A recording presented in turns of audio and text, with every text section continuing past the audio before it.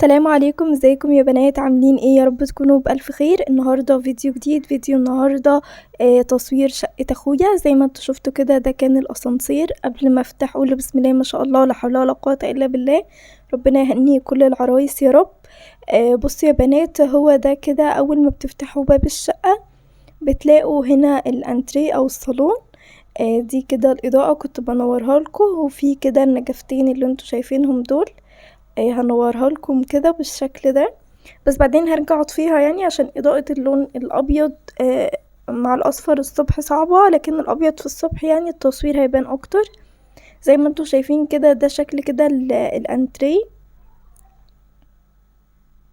اول ما بتدخلوا. ده كده البورتريه ده متقسم 3. الله اكبر. والساعة لما بتقفلوا الباب كده حاطط الصورة بتاعة صورة الفلق. وده شكل الانتريه والكوشنت. بسم الله ما شاء الله، لا حول ولا قوه الا بالله. بجد كلهم حلوين، وكل العرايس والعرسان ربنا يهنيهم يا رب، يفرح قلبهم. زي ما انتوا شايفين كده، ده شكل كده الانتريه كله. ودي كده شكل الترابيزه الاستانلس، وشكل الشياله عسولة قوي ما شاء الله وشيك. اول ما بتخلصي كده الانتريه بتدخلي على السفرة. دي كده اوضة السفرة. معرفتش اقرب قوي من النيش وابين لكم التفاصيل، علشان بس المرايات، في مرايات عكسة في النيش وفي مرايات فوق الدلسوار. يعني كنت ممكن اظهر في اي لقطة، فكنت في الامان كده زي ما انتوا شايفين. ده كده بعض الحاجات كده اللي عرفت اصورها في النيش صورتها. ده طقم الفطار او الشاي يعني. وهناك كان طقم الصيني بقى، وباقي اطقم الكاسات والايركوبايركس ده كان في الدلسوار وحاجات كده.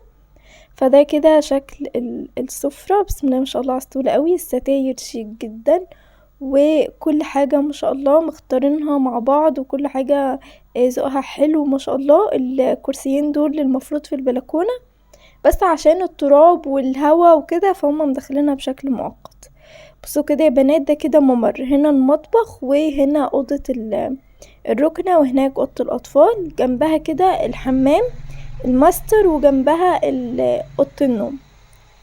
هرجع كده بسرعة عشان افهمكم، عشان العرسان واللي قالوا لي عايزين نشوف شقة اخوكي والافكار وكده. اول ما بتدخلوا من الباب بتلاقوا هنا الانتريه، وهناك السفرة. ده الباب جنب باب الشقة كده على طول، في باب صغير اللي هو ده فيه الحمام بتاع الضيوف. اول ما بتفتحوه هو ده كده شكله، هو بس فيه الحمام عادي جدا. الشباك ده كده، وده الحمام، ده الحوض. هو ده كده شكله. الحنفيات عسولة قوي وسلسة كده في الاستخدام. هو ده كده شكلها. بس كده يا بنات، ده حمام الضيوف. حلو جدا ان هو بره في الصالة مع الصالون ومع السفرة، لو عازمين حد، لو في ضيوف موجودة في الصالون، فمنعزل كده مع الضيوف بكل مشتملاته. فشكله مناسب جدا، ومكانه مناسب جدا. ده كده شكل الحمام. تمام. تدخلي بقى كده، بتعدي الانتريه، وبعدين بتعدي اوضه السفره. بتلاقي بقى الممر ده زي ما قلتلكوا، هنا المطبخ، وهنا اوضه الركنه. ابتديت طبعا اوريك اوضه الركنه. هو ده كده شكلها. بسم الله ما شاء الله، الستاير حلوه قوي. الركنه حلوه، لون الستاير بالظبط لون الركنه. كل حاجه بسم الله ما شاء الله، لا حول ولا قوه الا بالله، جميله جدا جدا. هنا الشاشه، ودي كده المكتبه. هو ده كده شكلها. كان في مفارش وحاجات، بس طبعا انا صورت بعد الفرح باسبوع كده ولا حاجه، عبال بقى ما استأذنتهم وظبطت الحاجه وقدرت اصور وقدرت اروح عشان اصور وكل الكلام ده. يعني مش كل حاجه مفروشه بقى زي اول يوم او تاني يوم اكيد.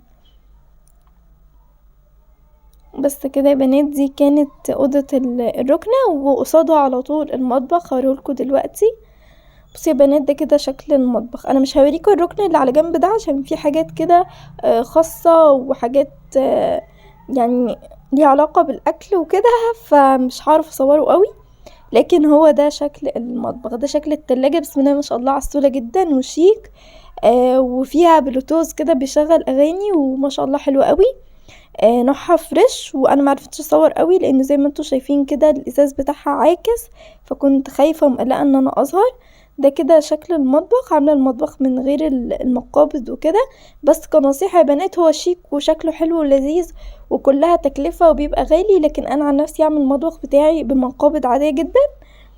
آم، ده كده البوتاجاز، وفوقيه الشباك، وفوقيه الشفاط، وهنا واحدة كده للأطباق وكده. وده الحمام. بصوا الحنفية دي عسولة جدا جدا، اسمها حنفية شيف، تحفة جدا. خطيرة يعني. ده كده المطبخ باختصار يعني. بعدين بعد الركنة بتلاقي جنبها كده في الوش أوضة الأطفال. هنور كده النور. بسم الله ما شاء الله، لا حول ولا قوة الا بالله. ربنا يا رب يهني كل الناس بحاجتها ويفرح كل الناس يا رب. دي كده اوضة الاطفال. عاجبني ان هي ماشية شبابي. هي لولا الستارة كانت هتمشي شبابي وهتمشي اطفال وهتمشي ما شاء الله ولاد وبنات. الالوان بتاعتها محايدة جدا ومناسبة ولايقة على بعض، بصراحة تحفة خطيرة يعني، وعجبتني جدا. ده كده شكل اوضة الاطفال. دول السريرين والكومود ده كده في النص، وده شكل الستارة عسول قوي. وهنا المكتبة كده مودرن، وده المكتب طبعا عليه بقى حلويات وحاجات وكده، فمعلش مش مشكلة. وده بقى هنا في زي برضو مكتبة شكلها عسول كده زي ما انتوا شايفين. ده الدولاب كده. بصي يا بنات، هي للخصوصية هي ما كانش فيها حاجة قوي، حاجة الأطفال يعني، غير الملايات وأطقم الملايات والأطفال والبشاكير والفوط والحاجات دي. بس أنا معرفتش أصور قوي موضوع الدولاب ده، لأن أنا نفسي أنا شخصيا ما بحبش إن حد يدخل قوي في التفاصيل. أنا بس بوريكم الديكورات والعفش وكده. دي كده مكتبة فيها المراية دي زي ما انتوا شفتوا بتتلف كده. بتبقى فيها أرفف. الأرفف دي بيتحط بقى فيها حاجات وكده. هرجع كده ألفها تاني، ارجع المراية، بس انا كنت بحذر شوية علشان طبعا مظهرش. وده كده شكل المراية،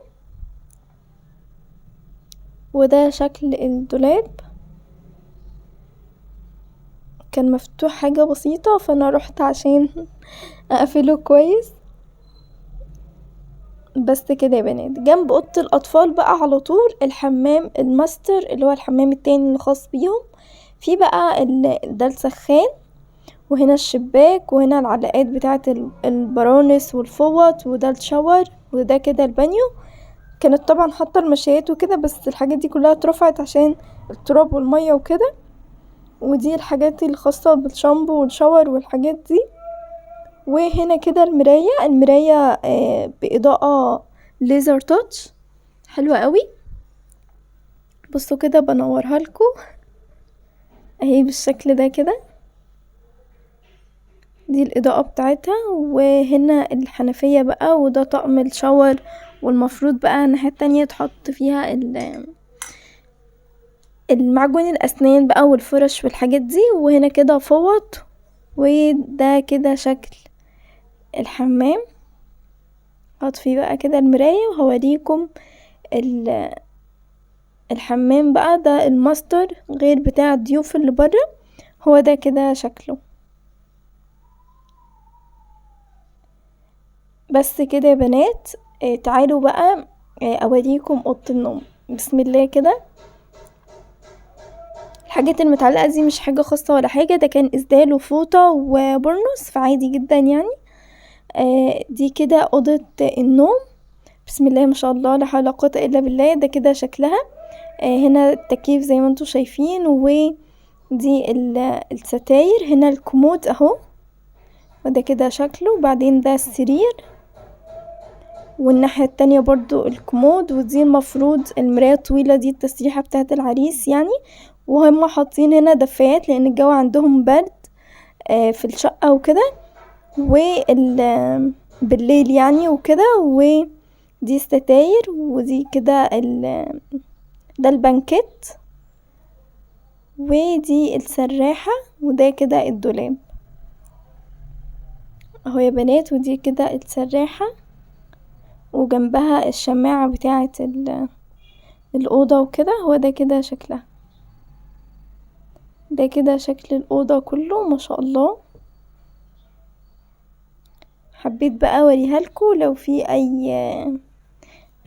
اي فكرة